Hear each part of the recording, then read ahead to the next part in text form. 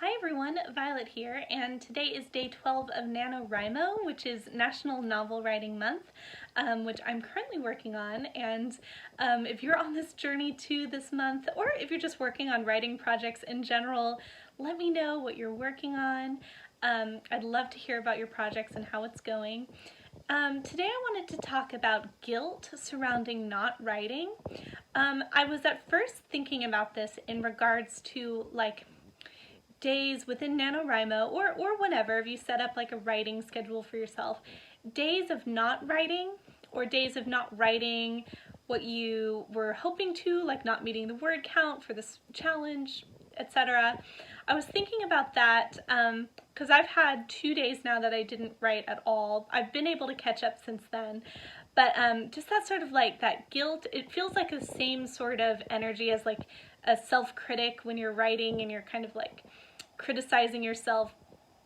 Anyway, I was pondering that, and then it brought me to, I think, a bigger issue surrounding guilt with creativity. And I'm gonna basically take you along a story, and yeah, we're gonna kind of go on a journey together. I'm gonna tell you about like my thought process. So first, I have been amazed at how much I've been able to write when I sit down, how like if I'm super focused, like we were talking about, without distractions and all of that, being able to get down 500 words in 15 minutes, for example. And that's with like not reading it over again, that's like not editing as I go, just getting it down on paper, which pretty much is the goal of NaNoWriMo, is getting your first draft done, because it's easier to work with something when you already have something written, right? So just getting it done, it's the hardest part, putting it down on paper or on your screen, you know, typing. But being able to get that down so you can edit it later. And so I've been shocked at how quickly I've been able to do that. And one thought that I've had is like, wow, I've wanted to do NaNoWriMo for over 10 years. Seriously, since at least my senior year in high school.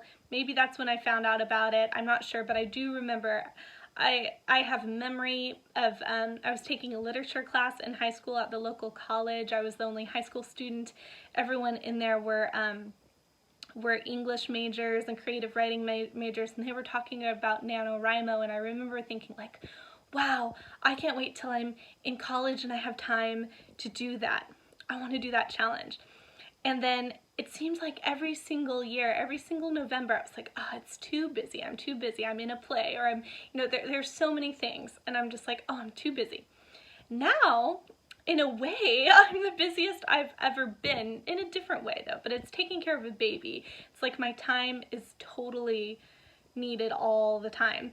So like I've been able to write by taking my baby out for a car drive, getting him to go to sleep, having my laptop or my notebook with me in the car and just writing while he's asleep in the car, like parked. You know, I'm having to do things like that to write. But if I only had 1 hour a day, and this is what's shocking to me, if I only had 1 hour a day, I'd be able to get that 2,000 word count in if I was really focused and just like powered through it. So honestly, all of those years, every single one of those years that I wished I could do NaNoWriMo, I could have done it. I really think I could have done it. Now, obviously everyone has different creative styles and writing styles, so I'm sure, you know, all of us would have a completely different answer about how long it takes to write, but this is just from my personal perspective. So the past week or so, I've been kind of making myself feel guilty. I've been thinking about, this might be a crazy way of thinking, so let me know if you relate to this at all. I've been thinking about all of the novels that could have been written by me that weren't. You know, for like 10 years, I always wanted to do NaNoWriMo, I never did. How many, and that's just like one thing, 1 month, one challenge. But if I just allowed myself to be creative without prejudging if I could do it or not, like I would have been able to do so much. So I've been making myself feel guilty about things not done.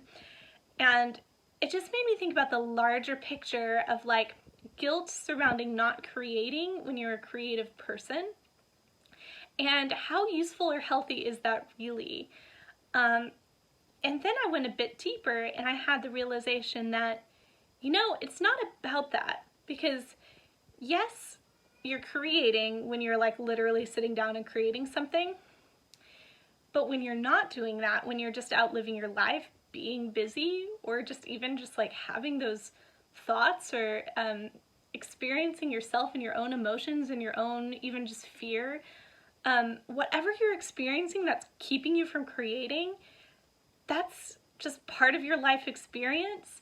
And your life experience is what makes you you, and then you are the one who creates from that. You know what I mean? Like no matter how, even if you can't trace it exactly to a project in the future, something you experienced turning it into art, I have some things that are very directly tied. But no matter what, just, you know, living life, you are creating that filter, you're having those experiences, you are being, I guess what I'm saying is that no matter what's going on, it can fuel your creativity. So I think getting rid of the guilt surrounding not creating and recognizing, like, even when I'm not creating, I'm still fueling that artist that then will create at some point, if that makes sense.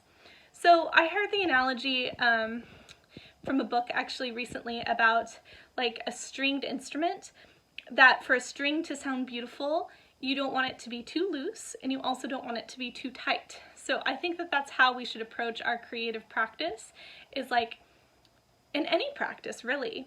It's like, well, don't be too loose with it, because you know, you want to do it. There's a reason why you want to do it. It's good to find that motivation. Things like this challenge is a big motivation, but also don't be too tight with it.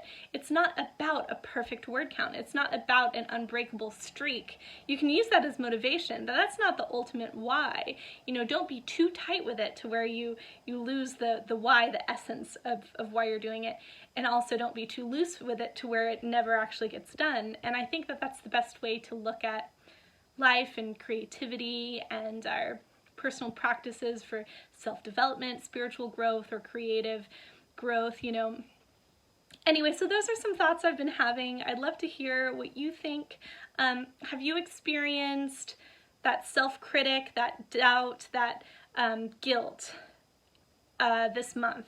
Like if you haven't quite met a goal, or even had to abandon a project completely, or in the past, have you experienced that? And I'm talking like micro scale to macro scale, you know? So let me know your thoughts.